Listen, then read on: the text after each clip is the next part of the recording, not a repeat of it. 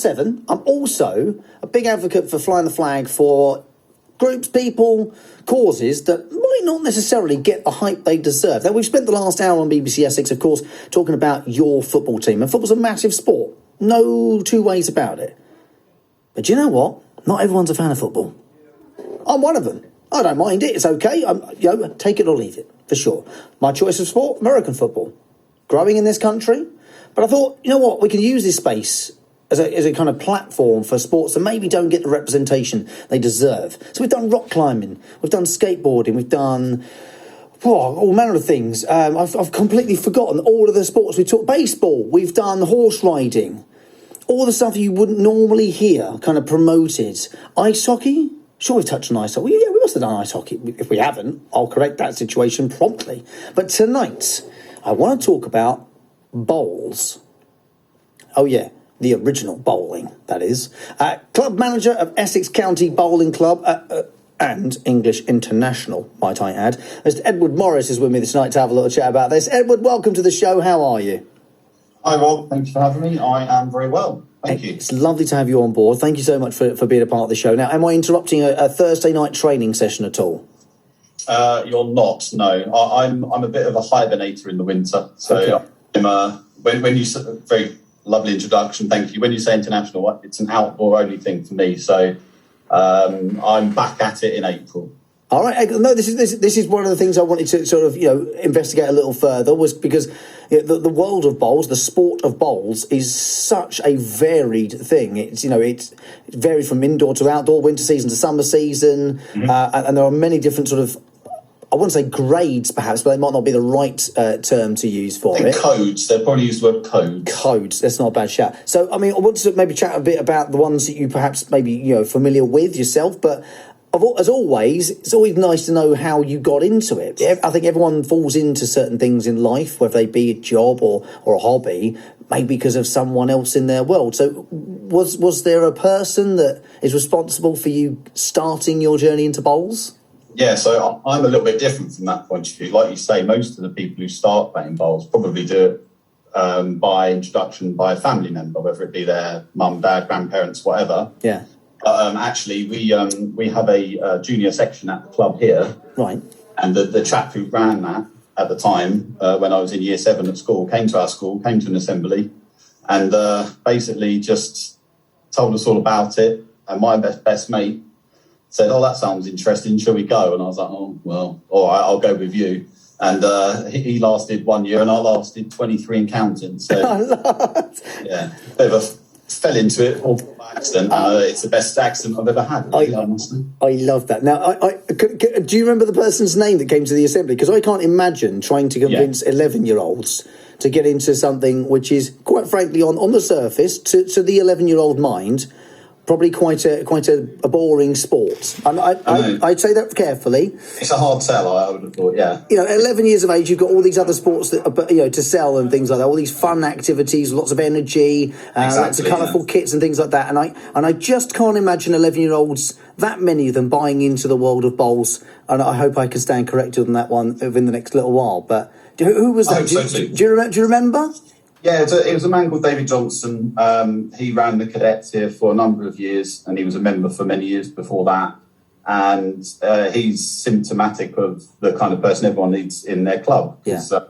These places won't survive without people like him, dedicating loads of their own time for no charge whatsoever, and just getting people involved in the sport. And people do it a lot in sport because we love the sport so much, and we have to get out there and show people that it's not necessarily what they think it is, and it's not got the it's got a stereotypical view, which has been obviously these things come up for a reason, but it's not just some people might say, oh, it's just an old person's sport, and it's absolutely not the case. So it's just really our job as people within the sport to show people that and try and break down those stereotypes and barriers. Yeah, and it's exactly the purpose of me bringing it to the show. I said all those things quite carefully. I wanted to say them quite honestly because I think that's how a lot of people may perceive the sport to be. An old person sport, something a little bit slow, a little bit calm, a little kind of easygoing. So the sort of thing you just start getting into when you retire. But it's not the case. It really isn't, because there are so many young people. In fact,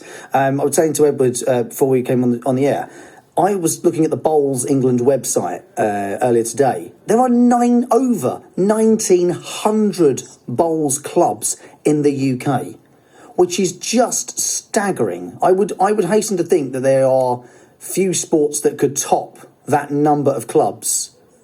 Yeah. For a sport that doesn't get quite as much media publicity, perhaps, or even funding. I don't know what that sort of situation is within the world of bowls, but that's the purpose of having you on tonight. But it's actually say, what? Stop thinking about it in the way you may have done previously. And if you are a player, and if you want to share which club you play for in Essex, please reach out tonight. Let me know who you are, which club you play for, or you're part of, where they're based, and I can absolutely give them a shout this evening. Can we break down the sport a little bit, if that's okay with you to start with, Edward? So how do you play bowls? I think we can all probably imagine how it's done, but how does it all work? Yeah, so it is one of those sports that you could learn it within 5 minutes. It's really, really easy to learn. It just obviously takes a long time to get quite good at. Yeah. And it is as simple as having a bowl in your hand, which is one side heavier than the other, rolling it down the green, whether that's grass or carpet, depending whether you're inside or outside.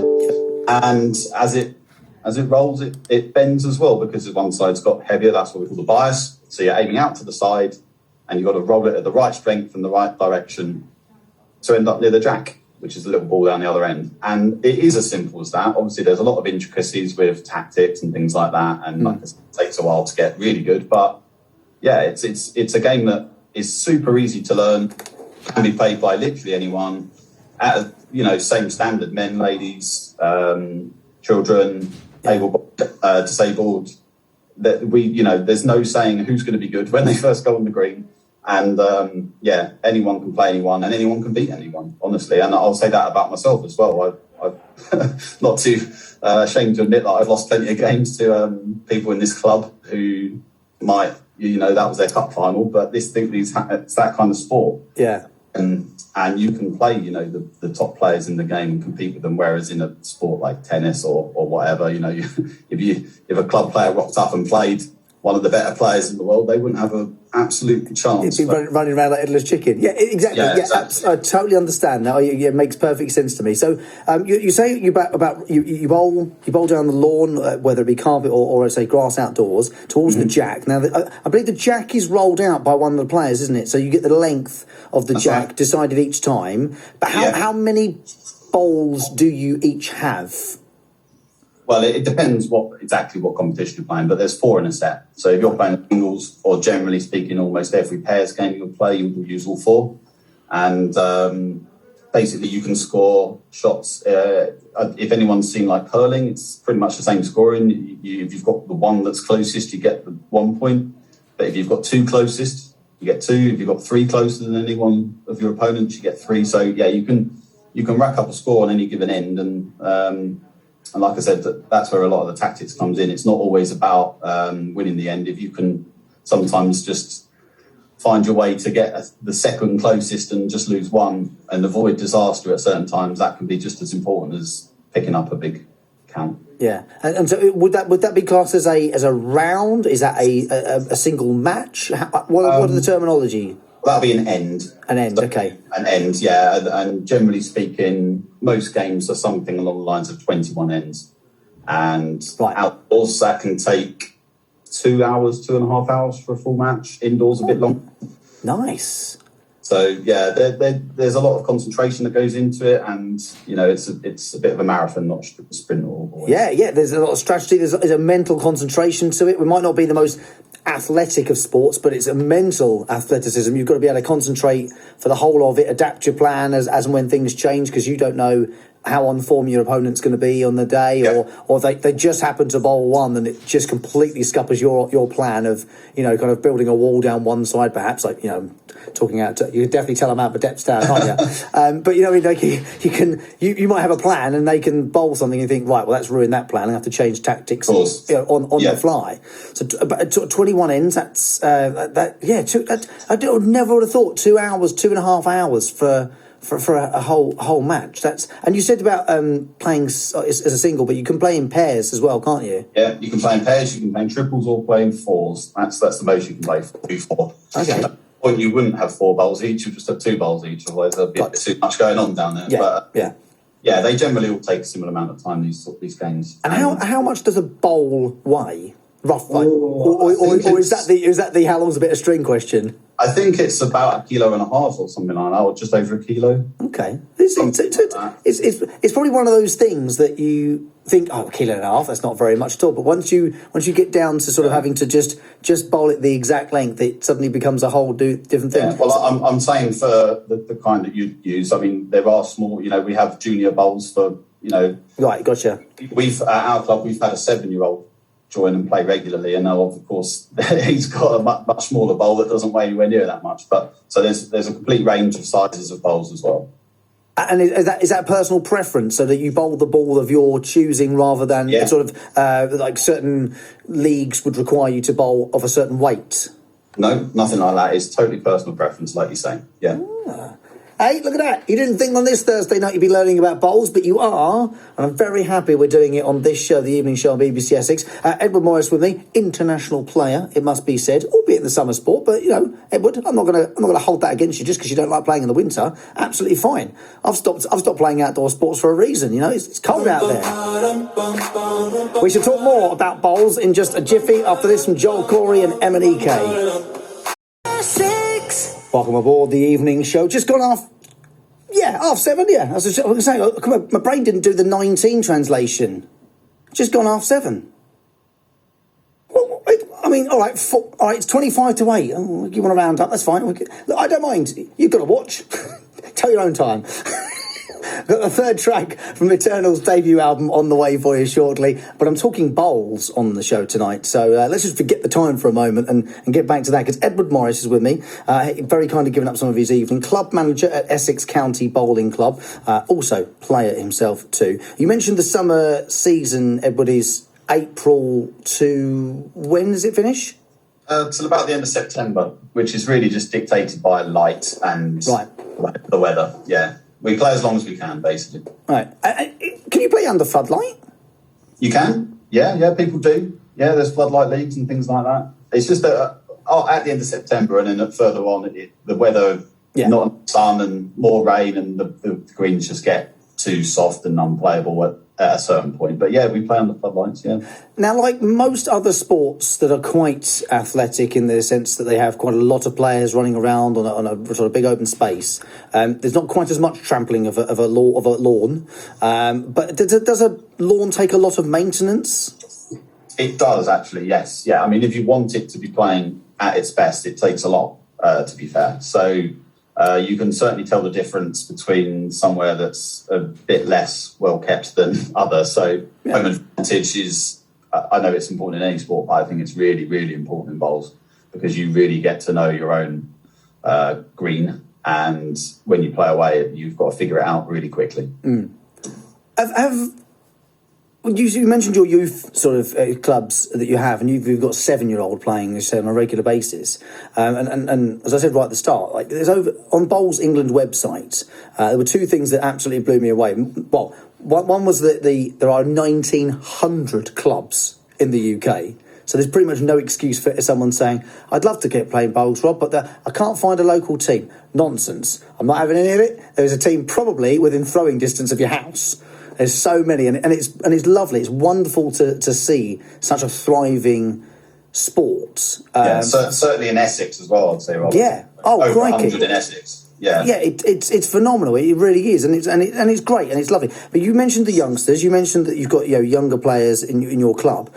How many? What are there a lot of young people getting into this sport, and are most of them children of their parents who are also players? Yes, so definitely I would say the vast majority are children of parents or grandparents or aunties, uncles, whatever. They've got a family member that plays and they're introduced to the sport, and then they love it more often than not. And that goes for any age, to be honest. If someone is unsure but has always thought, well, that looks interesting, give it a go, because honestly, it's not one of the sports that comes across amazingly on TV. But if you're sitting there thinking, well, that looks interesting or that looks skillful or whatever, just give it a go, because it's so much more interesting to play than watch. But yes, that's definitely the way most people get involved. Like I said, I was a bit of an anomaly from that point of view. But I think the vast majority get into it that way. And then the real crux comes to when, our youngsters find the opposite sex and things like that. And they get to teenage years and get hormones, and they get to 18 and find the pub. Yes, so we have to keep it interesting for them, and we do. And fortunately, now we have every age group at our club, and there's lots of other clubs around the country and county that do exactly the same thing. They've got juniors at their club, and that is so important for any sport, especially us. I was going to say, you obviously take it seriously to an extent that you play on a very high level internationally. But I imagine for a vast majority of people who participate, whatever their age, it is for them activity, but also a social side, like the social side of it, meeting new people, making new friends, having a kind of reason to get out of the house and not think about work for 5 minutes as well. Yeah. Would that be fair to say? You've nailed it, Rob. Absolutely, yeah. I say to everyone who comes to the club for the first time, I say, the vast majority of our members here do it for the social side of it. Yeah. But they enjoy the game, they enjoy playing the game, but really they're not bothered if they play that well or not, and if they win or not. They're not, it's not the be all and end all. They're just to come and be at the club.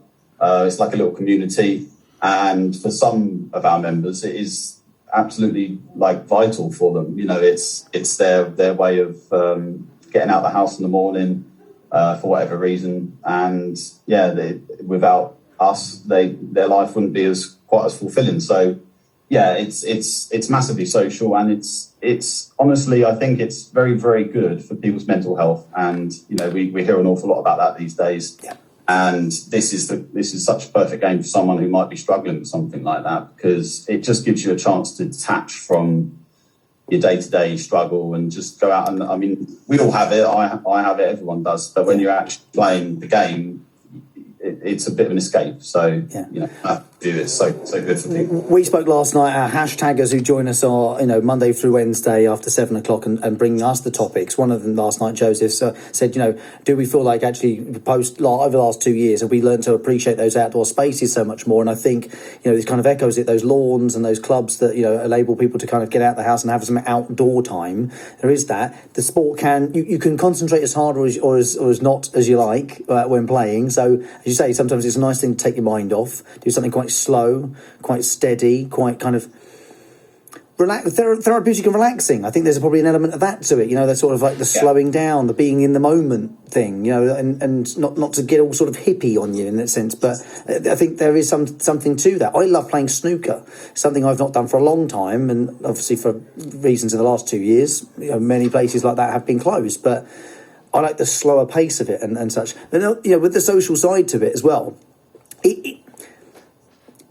Can I be silly if I play bowls? Am I allowed to be me, come along, be fun? Sorry, producer Beth, I know you don't like the particular F word, but is it something that's quite relaxed and quite jolly, or do people kind of like a bit of etiquette and sort of formality to it? There's definitely room for both in our club, that way. Now, I can't speak for other clubs. Everyone's modernising, so it's nice to see that, if you go back 20 years and then you try and, rock the boat a little bit, it wouldn't go down so well. Yeah. I mean, here, you can do that sort of thing, and people play. We've had silly games where we've literally turned up deliberately to play with our opposite hand and have a drink and things like that, just to have a laugh. Because at the end of the day, I think if people can enjoy themselves, they're not going to play it. And that's by far the most important thing. And I'll say that about myself. Even if I was still being successful, but the enjoyment went out of it for me, I might, not then consider playing again anymore. Yeah. But I think I'm stuck with it forever, personally. I don't think I'll ever stop enjoying playing the game. But, that's the most important thing from my point of view. and for all of our members that obviously I have a job to look after, that, the game is fun and enjoyable above anything else. Yeah, I asked that because certainly with a lot of sport, a lot of sort of though. I don't know really how you would umbrella at sports like this, but because I'm imagining golf, bowls, snooker, all to be of the same sort of ilk in the sense that when there is a sort of high level game, there's a sort of maybe an unspoken, maybe it's kind of known within the communities and things, but like an unspoken kind of acknowledgement that the etiquette is we stay quiet. We respect the players who are playing, the officials and things like that. It's all very calm, very quite, just respectful and that sort of. You know what I'm trying to say. I'm trying to find the right words for this, but what sometimes that does is from a spectator's point of view, and I was said to you earlier that I'm sure I saw someone on BBC Two earlier this week, perhaps last weekend. You're watching it and you think to yourself, oh, it's quite a sort of strict sport. This, there's lots of sort of formality to it and things like that, and you don't want that to necessarily be the complete impression of the sport, which is, again, the whole reason of having you on tonight, able to chat and just to let people know that actually you can turn up and you can have some fun. You can have a laugh. Yeah, so the BBC Sport one that you mentioned, the indoor World Championships, is, the people playing are unbelievable. They're so good, but it's not necessarily really a accurate depiction of the sport because, like you say, you've got a big crowd there all having to stay absolutely silent because if someone starts coughing or something, it will distract someone because it's almost like the silence is deafening. So if that's broken, it's so off-putting. Yeah. Where if you come to a club just on the a random night, it's nothing like that. No. Up and whatnot, and you can go about and have a laugh and etc. etc. So yeah, it's great to have bowls on TV at a high level. But yeah, it's like I said, it's not necessarily completely what you might expect to walk into if you went to a club. There is etiquette in the game. There is a place, but it's just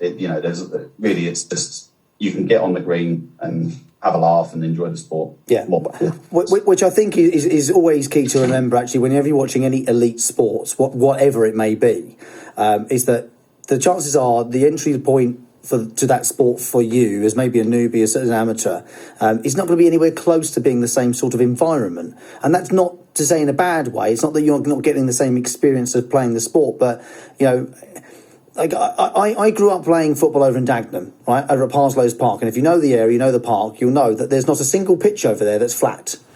So, my football as a child, my soccer experience was being able to basically play on pitches that weren't flat and weren't even. And so when you watch the Premier League or any sort of high-level football, you're looking at these pitches and thinking, God, it's like playing on carpet. It's like, tell you what, they do no good over at Parslows, would you? And it's nice to kind of see it at the highest level, at its absolute peak. Of course it is. But always nice to remember that actually you can play quite locally where you live. Here in Essex, there are so many opportunities. It's exactly why we do this on the show. And you don't have to be spending loads of money on fancy clothes and fancy shoes and this, that and the other. You can get very quick access to playing a sport like bowls or any other as well. And whether you're an older member of our parish or younger member, whether you're fully abled or you have a disability or have special needs, access needs, there's always some way of getting you involved in that sport as well. There is, yeah, and you mentioned spending loads of money. I think I can speak for any club in Essex that they'd be delighted just to have someone come in and give it a go, and there won't be any charge or anything like that. All the clubs have all the gear, the bowls, the jacks, everything you need. So yeah, from a financial point of view, there's no outlay. If you do then enjoy it and want to keep playing, it's one of the cheapest sports you can play. Yeah, I can say that with no hesitation. So just, nothing ventured, nothing gained. I think people should just, if they're even slightly curious, just give it a go. Absolutely. And as we've already touched on as well, with the winter season, summer season, you can play indoors through the winter, so you haven't got to get cold. And once the sun shines out, we get all the lawns recut and things like that. Get outside and play it in the summer in the sunshine. So it's an all-round winner. All-round winner. Do you know what I've just thought of as well, though? Is there any sort of rules on the colour of your bowls? Could I have bright orange ones? You can. I have bright orange ones. Funny you should mention that. Oh, yes! Producer Beth rolled her eyes at me. Excellent. It's one of the modernisations of the sport in the last, 10, 15, 20 years. They all used to be literally made of wood, so that everyone called it a set of woods. But obviously that's not what million miles from what they are now. They're precision engineered, and you can get any colour you can think of, pretty much. Yeah, and shirts, all the shirts. We've got coloured shirts now, coloured shorts, coloured shoes. I mean, it doesn't a lot, but it's a real modernisation from when we went back 20, 25 years, and people have this idea of people playing in ties and blazers. That does not happen. Although, actually, I'm thinking, because if it's starting to get a bit more relaxed now, and the sort of the Larry shirts, like for the world of darts, are starting to get in the world of bowls. How about turning up in a 3-piece dinner suit and just a top hat, monocle, stick, the lot, and just bowls, just. You might get some funny looks. Yeah, I mean, I get a lot of funny looks anyway, Edward. I'm not going to lie to you. Thank you so much for this. I mean, it's only a brief introduction to the world of bowls. I know there's so much more we could talk about and things, but what I want more than anything else is for anyone who's even remotely thought to themselves, "This does sound like a good laugh," go and look up your local club. Where's the best place to find the Essex County Bowling Club? Where's the kind of best contact point? Well, I mean, our personal club is in Westcliff-on-Sea, so if you're anywhere near Westcliff or Southend or Lee, then pop in sometime, literally any time, because I work here full time, so there's always someone here. We're open all the time. As for other clubs in Essex, you've mentioned Bowls England, which is our national governing body. They've got a really good website, which has basically got a club finder on it. You can zoom in any part of the map, and they'll show you where the clubs are. Yeah. And like I said, they'll have those details. Get in touch with them, or just surprise them sometime and pop in.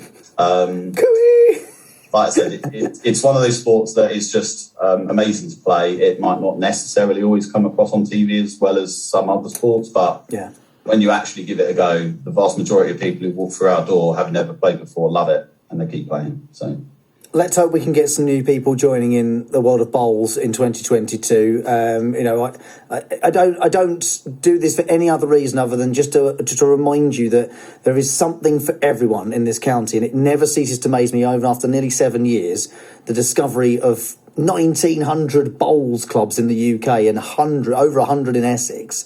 There is something for you just around the corner. All you have to do is look for it. If you can think of it, it probably exists. If it doesn't, I'm pretty sure we can find someone who can help you make it exist. Edward, thanks for being a part of the show tonight. Have a wonderful evening from here on in, and good luck once the season rolls around. It'd be nice to catch up with you once you're back playing in April, if that's all right. By all means, yeah. Thanks for having me, Rob. Amazing stuff. Thank you, Edward. Take care.